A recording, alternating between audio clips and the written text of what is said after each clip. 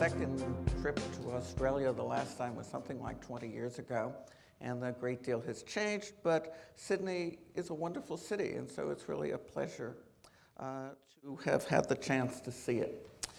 Well, what I'm going to talk about tonight, the subject is justice in the neoliberal city, and at some point I'll get to talking about what I mean by the neoliberal city.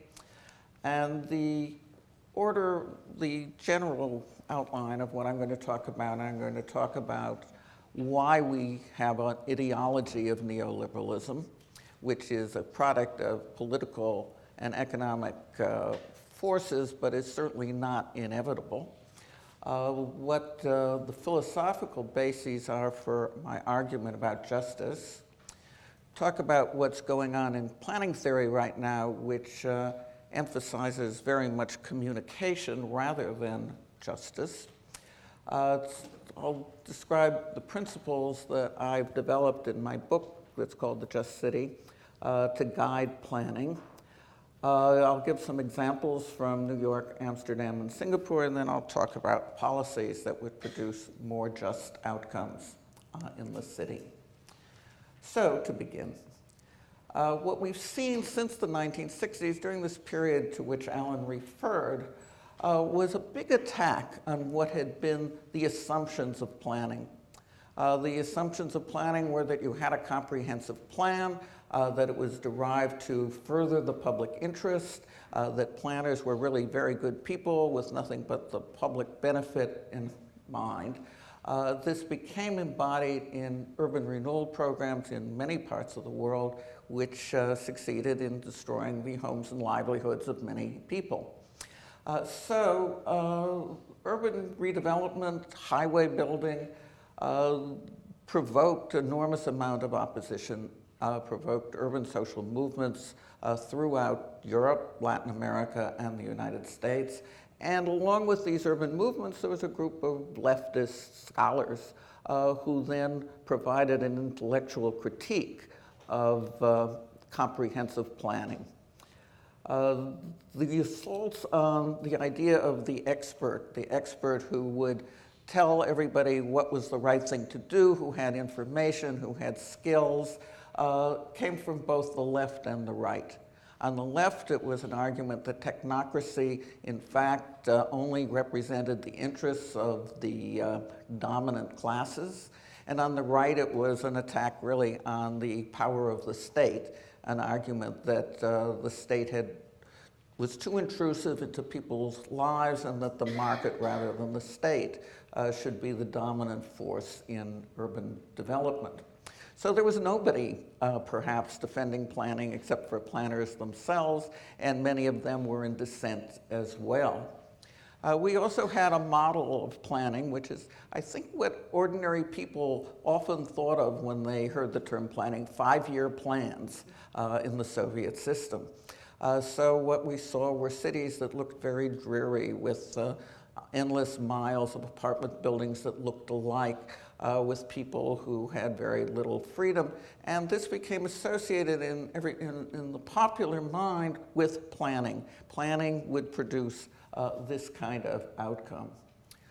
Then beginning really in the 1960s with the civil rights movement in the United States, and then movements in, for example, Australia for Aboriginal rights, the women's movement, the rise of a consciousness that said that there was no public, as in the public interest, but rather that there were various interests, that where you stood was where you sat.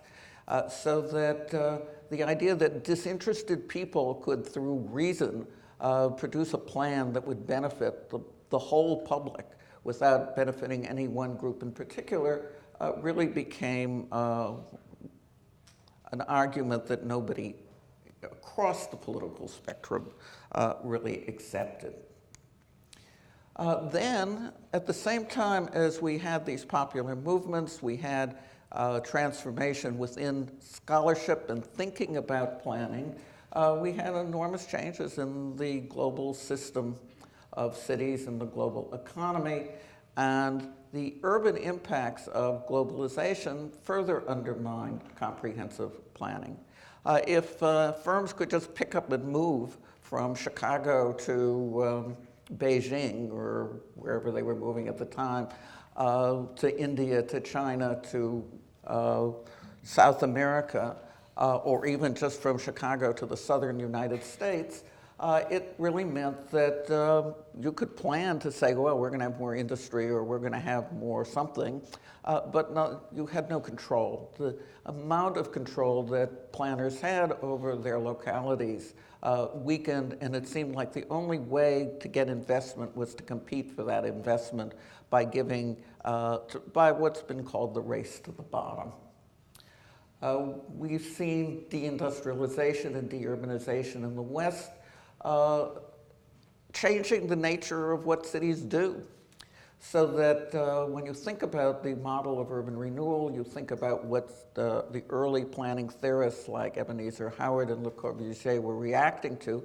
They were reacting to the industrial city, the slums that workers lived in, the pollution caused by industry, the whole emphasis in planning on separation of uses, where you wouldn't have manufacturing and mixed in with housing, was a response, in fact, to industrial production. When we think about what became the revisionist model of Jane Jacobs of everybody living intermixed, of mixed uses, well, mixed uses are one thing when you're living next to a cute art gallery, but it's quite another thing when you're living next to a steel mill. The classic models didn't even seem to be applicable to the new kind of city. Then, as well as the mobility of capital, we have had this enormous mobility of people, which has led to much greater consciousness of differences within the public, and of course of exclusionism on the part of those people who didn't want the migrants. So one of the issues that we now have, which planning really, I don't think is faced up to in any location, is these very large numbers of people with no citizenship rights.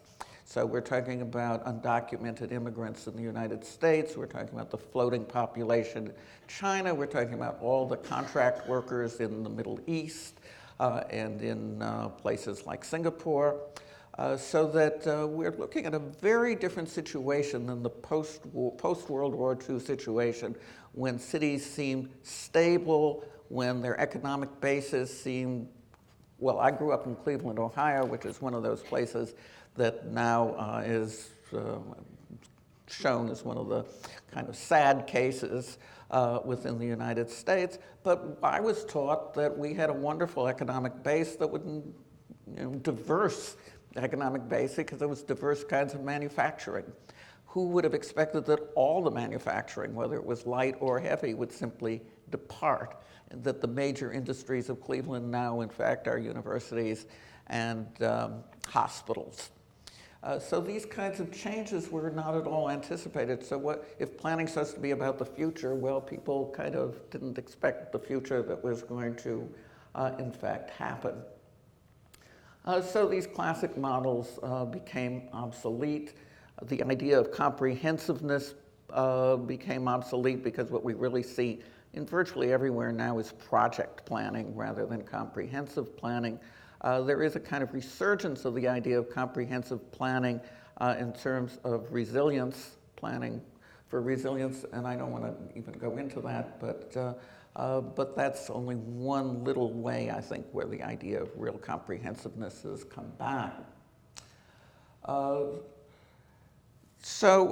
What you can say in general is that the whole premise of planning as it existed from the 1890s through till about 1970, all the premises became undermined. Then the final collapse of the Soviet Union and the satellite states meant that there wasn't a counter model to capitalism. Capitalism is all we've got now in the world. Including Chinese may call themselves communists, but obviously they have a form of state capitalism. And along with all this has become the rise of neoliberal ideology. So what do we mean by neoliberalism? I think in Australia you probably know, but it's very confusing to American students because liberalism refers to a leftist kind of approach. And the term neoliberalism actually refers to a move to the right, a move that says regulation is what prevents growth, that the market gets the prices right, and if you interfere with the market, you distort prices, and that only leads to inefficiencies. An assumption that growth will trickle down. Our mayor in New York most notoriously recently said of many things he's said that I might be somewhat critical of, but what he said is what New York needs is more Russian billionaires, and if we can bring in more, then we would only be better off. This is after the Democratic candidate for mayor had been critical of the growth and inequality in New York. So market realism, saying, well, we just have to compete, and what you have to do as a planner is make your city competitive. Market realism and economic growth have come to crowd out the values of welfare, of social equity. The visions of the early planners like Ebenezer Howard and Le Corbusier were very much visions of a city that was just, a city where people were in fact reasonably equal, as I am at least told that is the case for Sydney, about which I don't know enough to say yes or no, but that inequality has certainly grown in all the European and American cities. Now, in terms of planning theory, it's responded to discussions within the discipline of philosophy. When I started my book called The Just City, I realized that I didn't really know much about theories of justice in philosophy, and if I wanted to talk about justice in the city, I needed to know more. So I took a course at the New School from an eminent German visiting philosopher, and we read the basic works on theories of justice, which I will recapitulate only very briefly. John Rawls, with whom I assume many of you are familiar, and who really revived in philosophy the question of justice, which had been marginalized as a consequence of the emphasis in philosophy on analytic reasoning. But John Rawls's argument was that in the so-called original position, that is, when you were, before people knew where they would end up in society, if they were rational, they would choose a society with relative equality, because you might end up as a serf or a peasant or a poor laborer or something, rather than a Russian billionaire. So Rawls's argument said it's rational to want a more equal society, which was different from previous arguments which were based on moral codes or on religion, but instead it simply said that if you followed this paradigm of rationality, this is in fact what you would come up with. Now, Rawls was critiqued, not from the right, but from the left, by those who said that, well, his emphasis on material equality was misplaced, that Rawls, if you read him, basically sees the household or the family as a single unit. So he doesn't consider the fact that the family might be relatively well off, but that the woman in the family might in fact be not well off, or be discriminated against, or be under the thrall of her husband. So that feminists said Rawls did not take into consideration all the forms of oppression that actually exist. Communitarians were critical of Rawls because he started with the premise of the individual rather than with the community. Then multiculturalists were critical of Rawls because he wasn't concerned with racial and ethnic difference. And later of his work, he tried to remedy much of this. But at any rate, the basic argument in the theory of justice is one, the so-called difference principle, that what is desirable is material equality.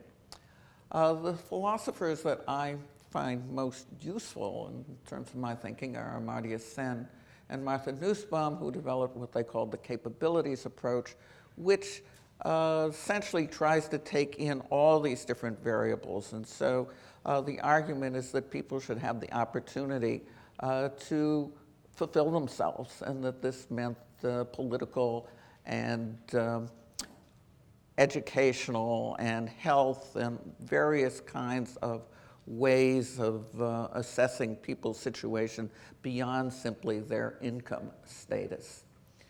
Most influential in planning theory was the thought of Jürgen Habermas, who developed the idea of developed the concept of the ideal speech situation. He argued that if people were rational and sat down and were open and truthful, that the outcome of their discussion would be a better plan. And within political theory, this became translated into the concept of deliberative democracy.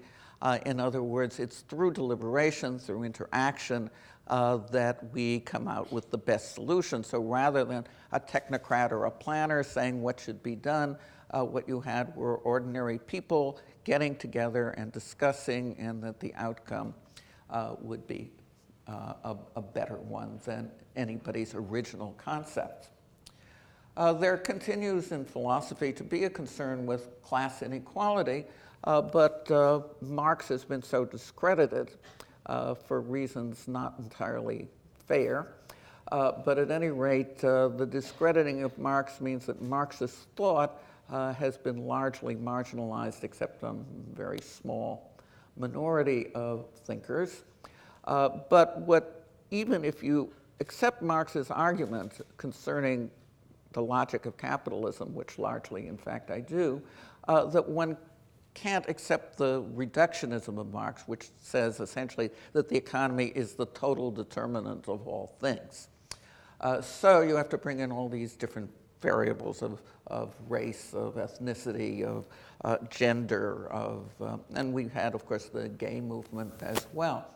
And one of the things that's interesting is the extent to which emotionally for people, their identity matters in many ways more than their material situation. So within planning theory, then, the response to the repudiation of the utopianism of the early planners to the idea that you could make the good city, the perfect city, was what's come to be called, the term that Patsy Healy uses is collaborative planning, the term that John Forrester uses is communicative planning. But the idea is that planners, instead of developing plans or telling anybody what to do, should simply be mediators. That their role should be to enforce proper procedures so that deliberation can go on and that the voice of the people can, in fact, be heard. There's this enormous emphasis on participation. So I have a quote here from Larry Susskind, with whom I've been in various debates about this, which I've always lost, but at any rate, since he's not here to argue with me. But he says, my proposition is that a good process will almost always generate a good outcome, but absent a good process, the outcomes will rarely be fair enough. And you can read the rest of the quotation. But there's a big circularity in this argument. How do we know it was a good process? Well, it had a good outcome. How do we know it's a good outcome? Because it was a good process. If the outcome was bad, it must not have been a good process. So that there's no way of refuting this kind of argument. But I would say that people who are committed to this seem to sweep under the rug the existence of huge differences in power and material status of people who are participating in deliberations. That you're in an affected community and you're meeting with the developers, and the developers have a whole lot of money and you're a bunch of volunteers. How much power do you really have in this negotiation? So that there's kind of a complete blindness, I think, to the existence of social inequality when you're talking about planners simply being mediators. And then there are other problems as well with the view that people necessarily know their own interests. At any rate, it's not that I'm anti-democratic, but that given the extent of inequality that we see, I would in fact put my priority on equity within outcomes.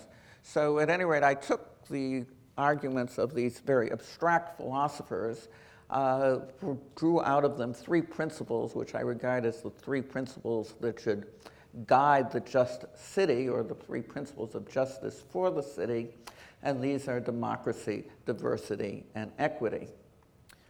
That if you really think about process alone, that process can produce unjust results. It's not the case, in fact, that fair processes necessarily produce justice, that it depends on who's participating and what the relative power of the participants are. But beyond that, it's based on a view of human nature as essentially benign, which might be hard to accept as well. And we see in many cities, many countries, a desire for exclusionism. If you really allow democratic processes, what you might well end up with is not just not in my backyard, which is the most often rooted critique of participation, but an antagonism to anybody who's different. So the emphasis on process then assumes away background conditions of inequality of power and resources. It simply evades the discussion of structural inequality. Now I want to talk about some examples of the cities that I've studied and the extent to which they fulfill these principles of justice. What you've seen in New York is that there has been this huge flow of immigrants, so that New York is more than a third foreign-born. It has a very high level of diversity, and I think quite a high level of tolerance of diversity. You'll hear people in New York say, well, I like living there simply because it's so diverse. I think you hear that in Sydney as well. There is a huge amount of citizen activity. There's a lot of democracy in one sense. There are community boards, there are community meetings all the time, and there are endless activist organizations. But one of the things you can say, and not just about New York, is that we've had a lot more participation since the 1970s, and we've also had a lot more inequality. So that there's no correlation at all between higher levels of participation and higher levels of income equality. So if you look at New York, in New York City, the share of the top group was 26.7%. That is, of those people earning more than $1 million a year. These are the ones that the mayor thinks we should have more of. The number of people in poverty is 21.2%. And if you took the number of people who were almost poor, that would really go way up to nearly half of the population. While this group has not regained the losses that they sustained in, what is the term you all use for the global economic crisis? GFC, right. We call it the Great Recession in America, so this was a new acronym to me. But at any rate, while the top 1% regained all their income, the rest didn't gain anything much. So this is just a picture of a street scene in New York, and it gives you an idea of the amount of diversity that exists. This is a story that in a way prompted me to write my book. It started out as a paper and then became a book. The Bronx Terminal Market was an ethnic wholesale food market where the primary patrons were bodegas and African grocery stores and so forth. The merchants who lived, if you look at the picture on your left, the merchants were primarily people drawn from the ethnicities to which they were selling. The city decided that this was a blot on the landscape and that something should be done about it. The city actually owned the land that it was on. The market was operated by a leaseholder. So the mayor called in, and this was Mayor Bloomberg? Yeah. He called in the head of the largest speculative developer in New York, the related companies, and said, would you give me some advice on what to do about this piece of land to fix it up? And this was when New York was still bidding for the Olympics, and this was just adjacent to Yankee Stadium, show that they really wanted it to look nice.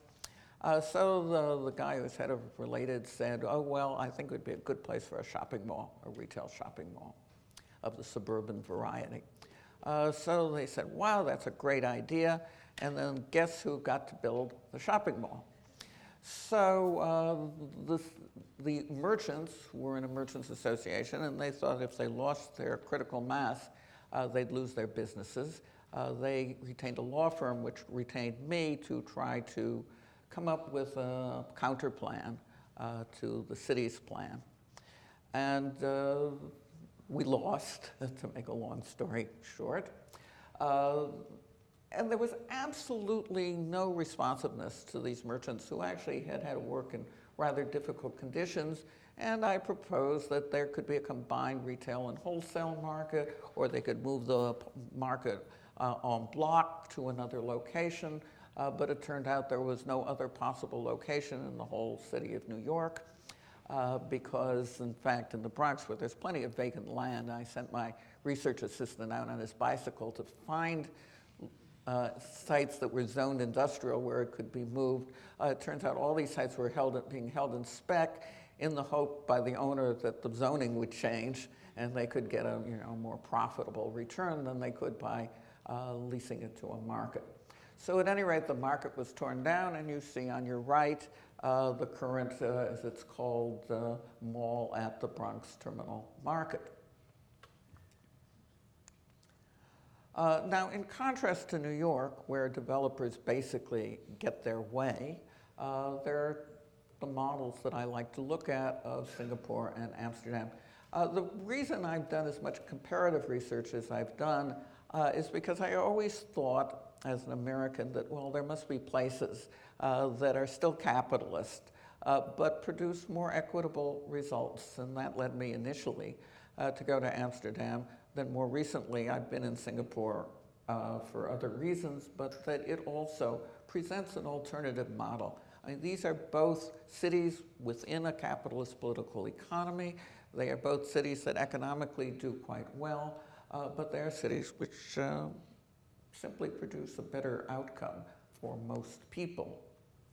Now, Singapore, and some of you may have heard Norman Fainstein's lecture this afternoon, and I'll just go briefly over the example. But Singapore does comprehensive planning. The model of the comprehensive plan is very much there. It's very top-down. It's certainly imposed. The leadership, as you all know, is a single-party state. But at the same time, it is a kind of benevolent, light dictatorship with elections. And the elections are meaningful. They're not non-existent in their meaning. But we also have to be reasonably open-eyed about it. The public owns almost all the land in Singapore, and from the planning point of view, this is really key. Because if you have public ownership of land, you don't say, well, we're zoning this area retail or mixed use or whatever, and let's hope some investor comes and invests, or let's bribe some investor to come and invest. That rather you can say, okay, this is what's going to happen there, and invest yourself. And that's what the Singapore government really does. It invests its resources in a very big way. There's a combination in the planning of the Ebenezer Howard idea of the new town, where they're in the center, there are all the necessary services, and then around the center is where people live. But there's also Le Corbusier's Radiant City concept of skyscrapers, of high-rises in a park, so that you have great deal of green space, of open space. You have very high-rise structures, increasingly high-rise, in fact. And these are combined to produce an environment which many people claim is sanitized, but at the same time works pretty well for the people who live there. I've basically overcome my initial feeling that Le Corbusier's ideas were disastrous, that were inspired by his vision of mowing down all of Paris. But they did basically level most of Singapore and build this high-rise city, which the people who live in the high-rises basically pretty much like having their views and being in a convenient location, both to local services and very good access to the central business district, to a very highly developed system of infrastructure. The key driver of development in Singapore is, in fact, the Housing Development Board. So housing is used as the method of planning, that where they locate housing then determines where they locate everything else. Housing is essentially affordable. Densities are very high. One of the oddities, perhaps, of Singapore, but does deal with the question of diversity, is the ethnic integration policy, which says that every building has to have a population in proportion to the ethnicity of the population of the city as a whole, which is something like 70% Chinese, 13% Malay, 7% Indian, and then I guess some miscellaneous other. They also use the housing to enforce their idea that people should live in families, that if you're single and 25, you cannot buy an apartment, that they make provisions so that your elderly parents can live with you or next to you, and you get priority for that. So it's a very much a paternalistic state that gets right into how your personal living arrangements.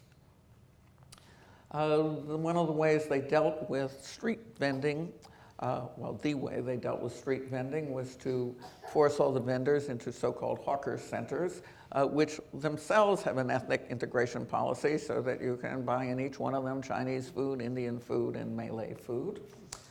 The market, what's interesting is the way in which they cater to different income levels. So the so-called hawkers markets, which have both a wet market where you can buy produce and meat, but also where you can buy prepared foods. Singaporeans eat out, and if you're a low-income Singaporean, you eat out in the non-air-conditioned hawkers market. And if you are somewhat more well-to-do, you eat in the food court in the shopping mall. And if you're very well-to-do, then you eat in restaurants. But some way, each stratum of the population is accommodated. And as you see, it's very spick and span. They were so criticized for tearing everything down that now there is historic preservation, which has led to the renovation of shophouses and the preservation of Chinatown and Little India. But these are just little pieces of Singapore. The main part is really high-rise public housing, and it's really you live in one of these buildings and you know that your apartment is exactly the same as the one above, and the 100 above and below and so forth. But it's pretty decent and you own it, which is a really unique characteristic of the Singapore system. And you own it based on the savings that's in your CPF, in the money that's taken out of your salary and your employer's contribution, which gets put in an account in your name, and then you can use it for the down payment on your apartment, and then you can resell it ultimately. And that leads to certain problems, which I don't want to get into the details of here. But it means that almost everybody lives in public housing if you're a Singaporean citizen. 85% live in public housing, and housing is essentially affordable.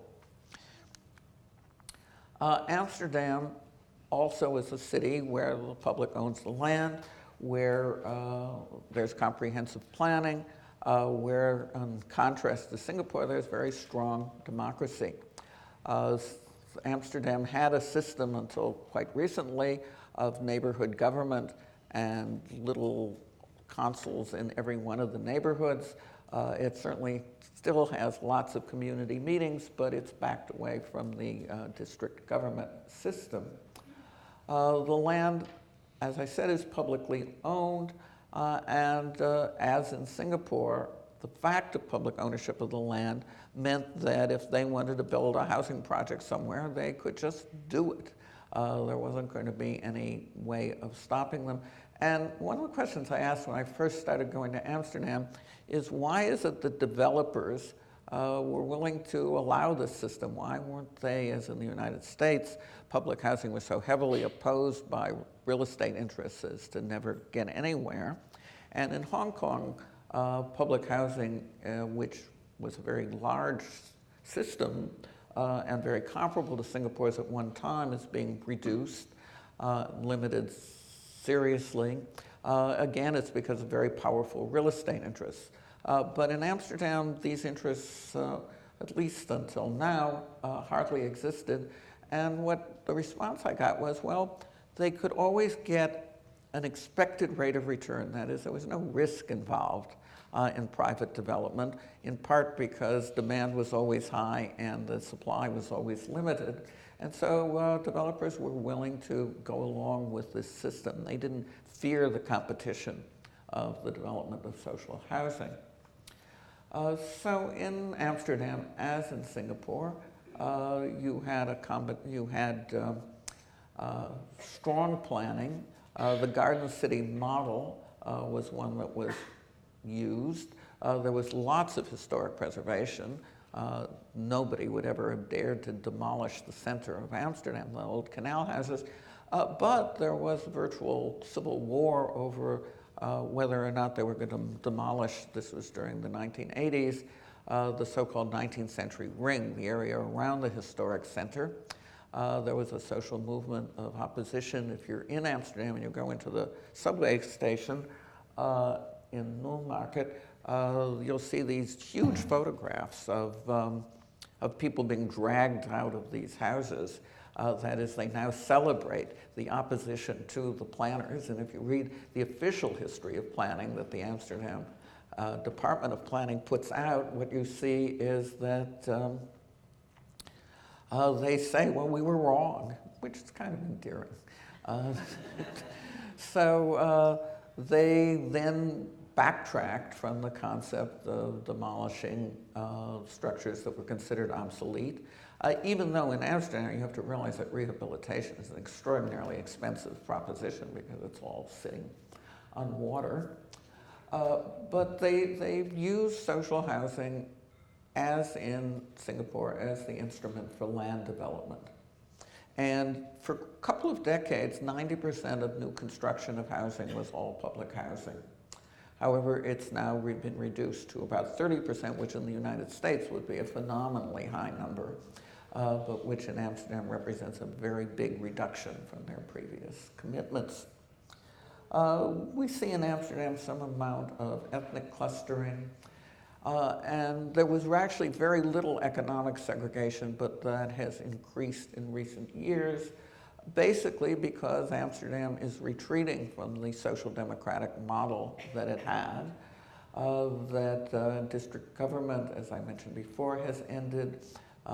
They shifted the ownership of the public housing from the municipality to housing associations and gave them an initial sum of capital, but now they have no source of revenue but from the rents that they receive, and so they don't really have much in the way of investment capital. And the emphasis has become, as in so many other places, the development of a mega project, in this case, Amsterdam Zuidas and Amsterdam Southeast. And we have these huge office towers, and the idea is now to integrate them with mainly market housing and various entertainment kinds of venues. So I inquired in an interview I was doing with somebody in the Economic Development Corporation or department, I asked, why there was this retreat from public housing, which had seemed to be so wonderful in Amsterdam. And he said, we are now a normal city, he said with pride. And then that night I was at a dinner and I mentioned this anecdotally to the person sitting next to me, and he said, yes, it's wonderful, we are now a normal city. And he turned out to be the director of planning.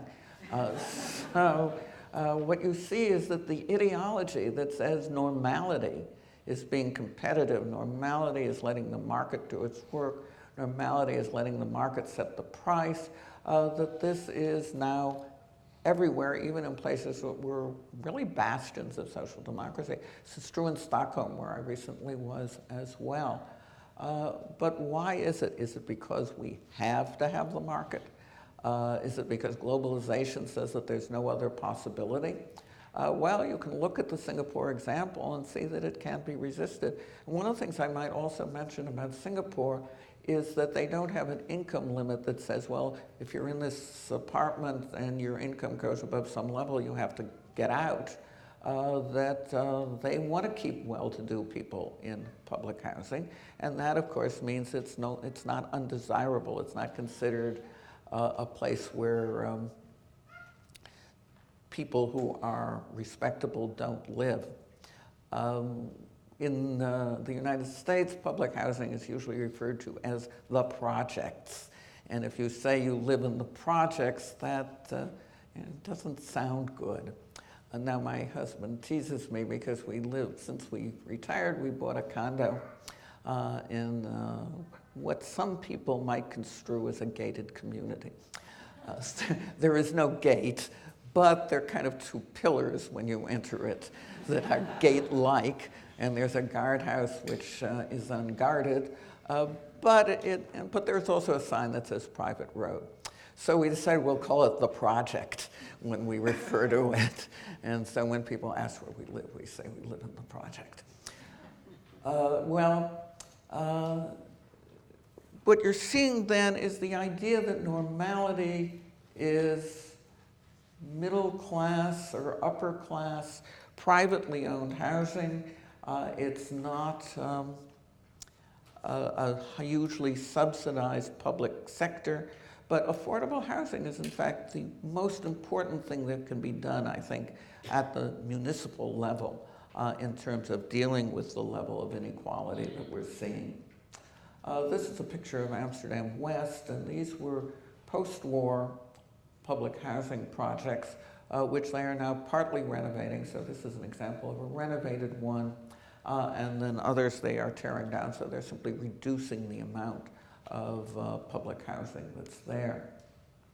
The question that I keep wondering about when I look at these two cities, which are much more equitable in terms of their outcomes than New York, where I live, is can we say that these models can continue, and are they in fact exportable?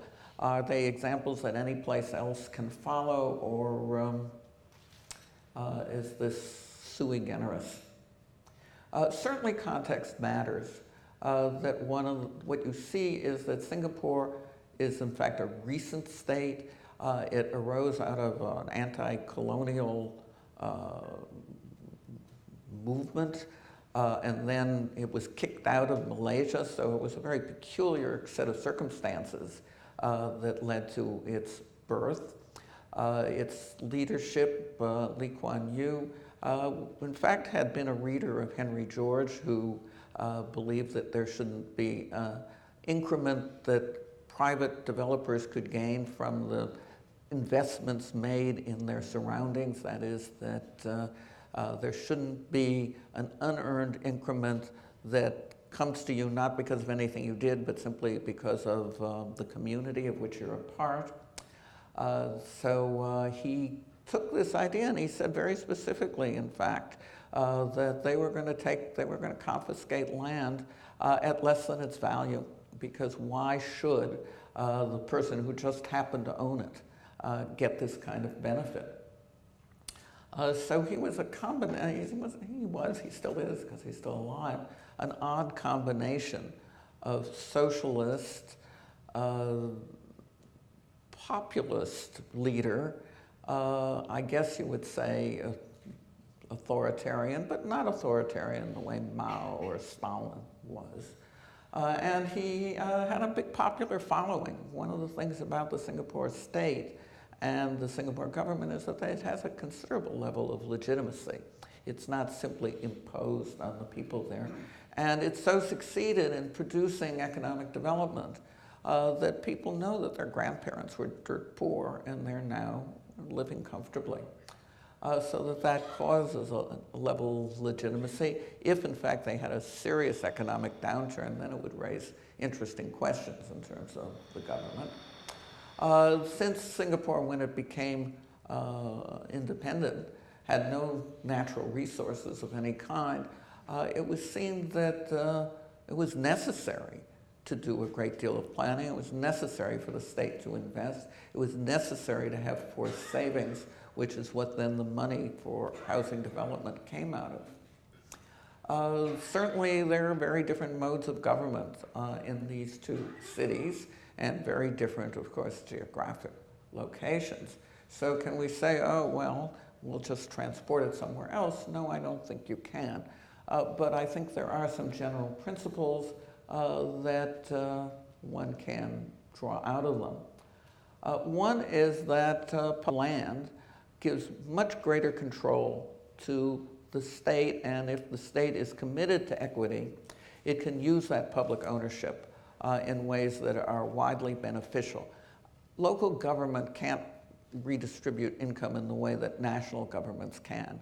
So what it has to deal with is the fact that there is a great deal of inequality, that people are going to be much poor. Some people are going to be much poorer than others, but what you can decide is that the people who are poorer can have a better or worse quality of life.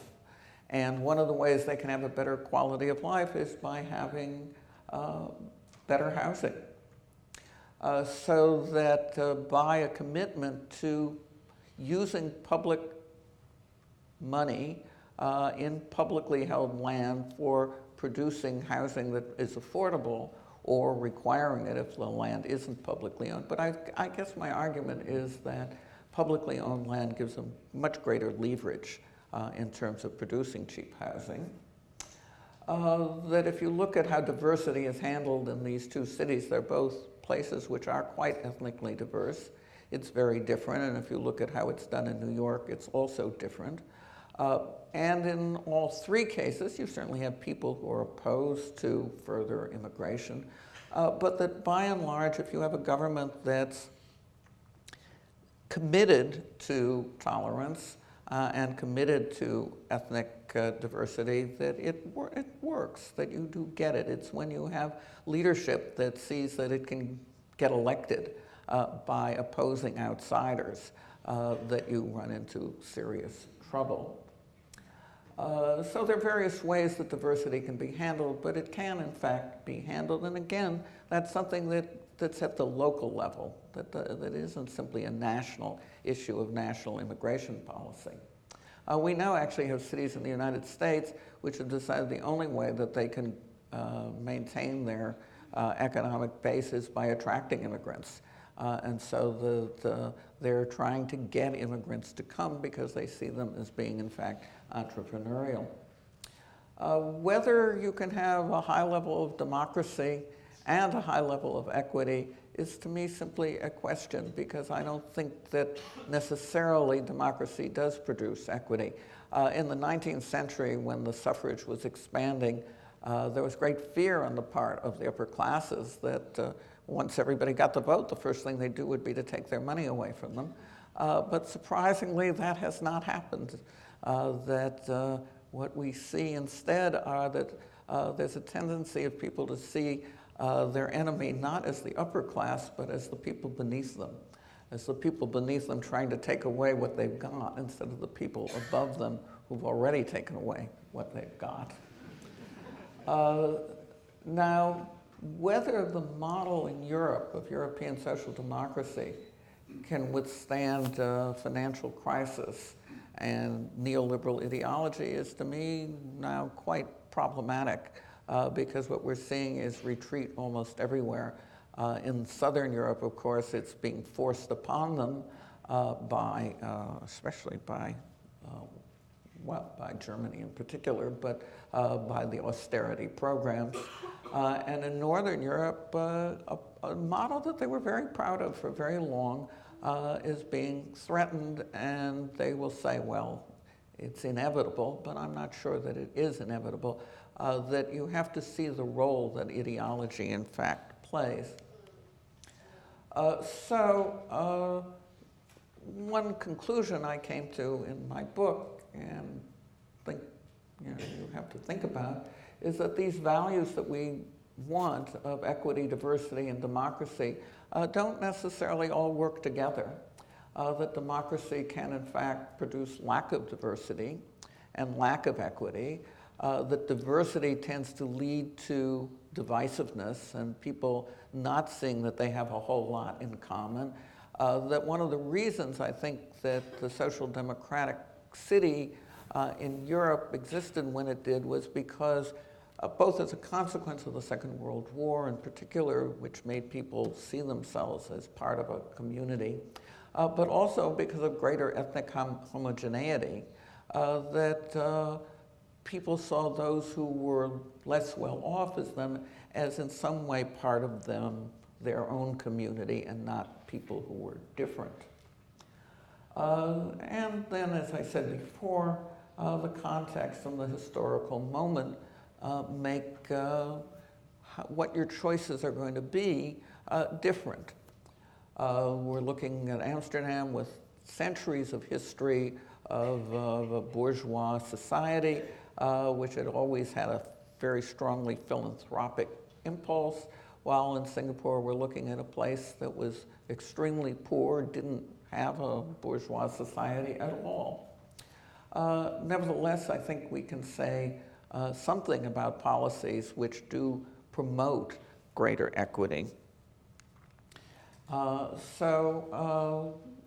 come in with a few very general policy recommendations, one of which is that mega projects, which are so popular now, need to be really heavily scrutinized, and that if you're going to have them, instead of thinking that they're the most wonderful possible thing that can happen for your city, that they should be used as leverage to provide direct benefits.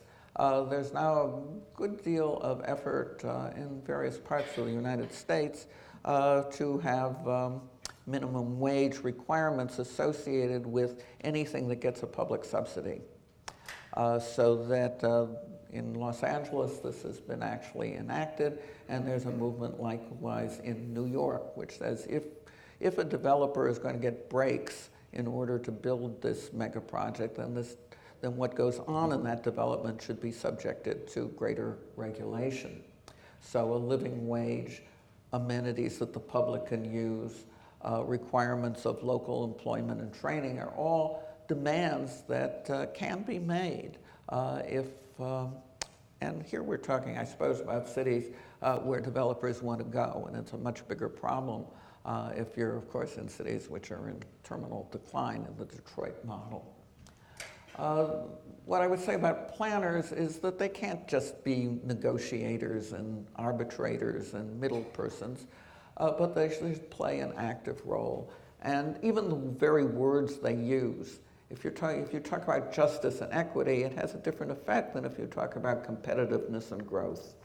And people seem to feel that, well, they seem naive or suspect in some way if they use words like justice and equity. That's part of the triumph of neoliberalism, is it says, well, those other kinds of words are just, passé.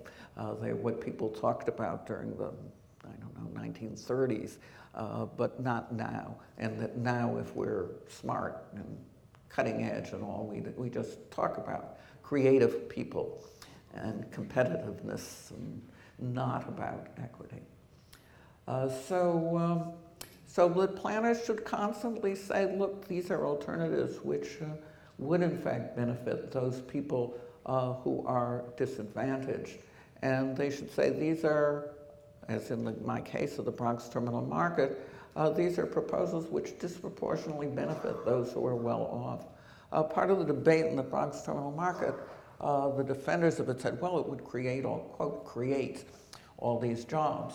Well, the jobs created in a suburban shopping mall are a very different kind of job from the jobs that existed in the wholesale food market. There may have been more of them, but there are more of them because they're part-time. And there are more of them, they're typically jobs that go to, and it's certainly not that I'm against young women being employed, but they're typically jobs for young women who are working part-time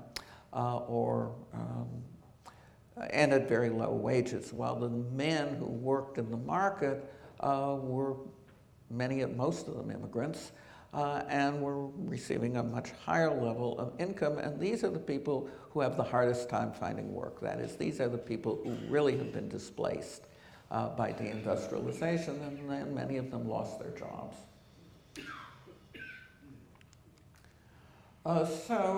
Further interventions that planners can propose at the local level is what's sometimes called inclusionary zoning, but basically that housing developments private developments should also be required to have affordable housing within them.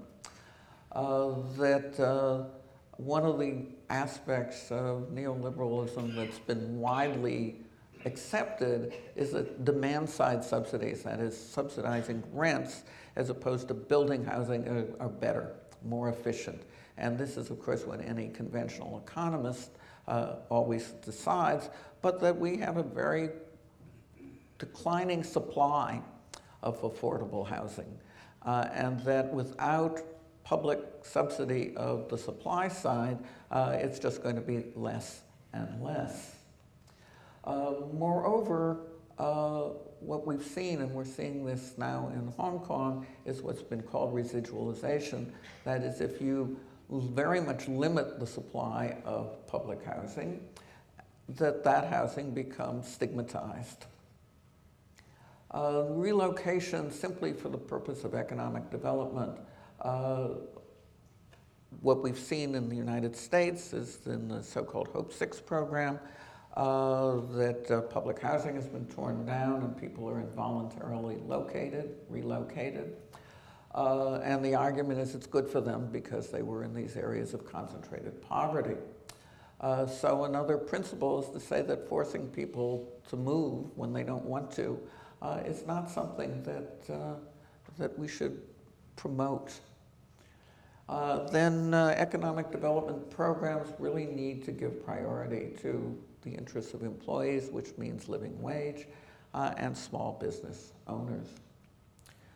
In conclusion, then, we see, and this is the real point I want to make in some way, that within the world economy, within the capitalist world system, we see a great deal of variation, and that the extent of variation indicates the possibility that exists.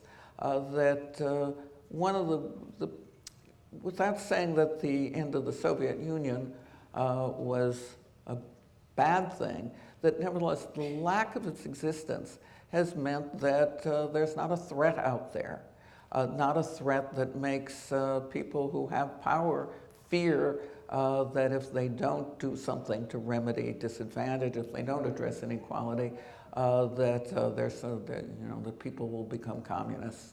That's not going to happen, and consequently the absence of a threat has meant that it's one of the real reasons why we've seen such a big increase in inequality. Finally then, if you use the term justice, if it ceases to be a term that seems somehow impolite, if you use it as your governing principle in planning, it causes a different discourse from competitiveness. I don't think planners in themselves can transform the world, but that planners can contribute to, in fact, a better world by having this kind of commitment rather than saying, well, we're just kind of neutral out there. So, thank you.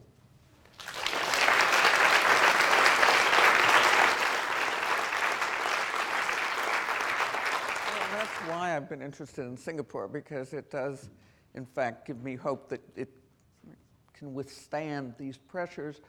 But no, I don't find a lot of places that are hopeful. But I think, on the other hand, that we're seeing a much greater recognition lately of inequality, and that this greater recognition will sooner or later lead to political movements which will, in fact, then bring about change. Government, or I'm not going to say government, planners without political backing aren't going to get very far, but I think they will have political backing. Interestingly, in New York right now, the Democratic candidate for mayor is run entirely on a platform, in fact, of saying we have too much inequality and something has to be done about it.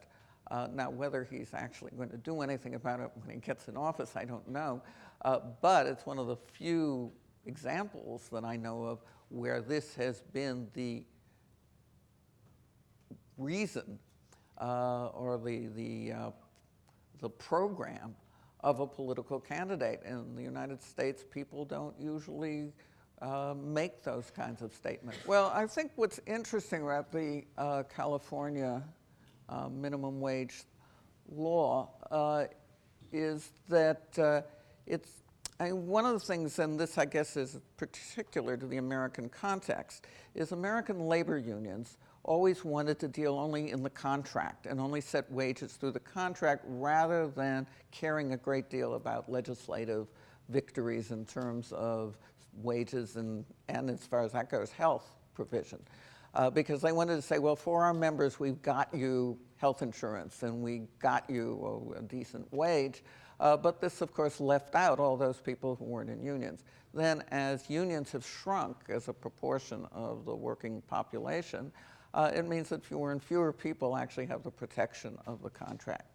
Now, in Los Angeles, there was a very strong coalition between labor and community groups, which then pressed for this subsidy, pressed for the system whereby if you got a subsidy from the city or zoning relief or whatever, that in return you had to provide a living wage to the people working there.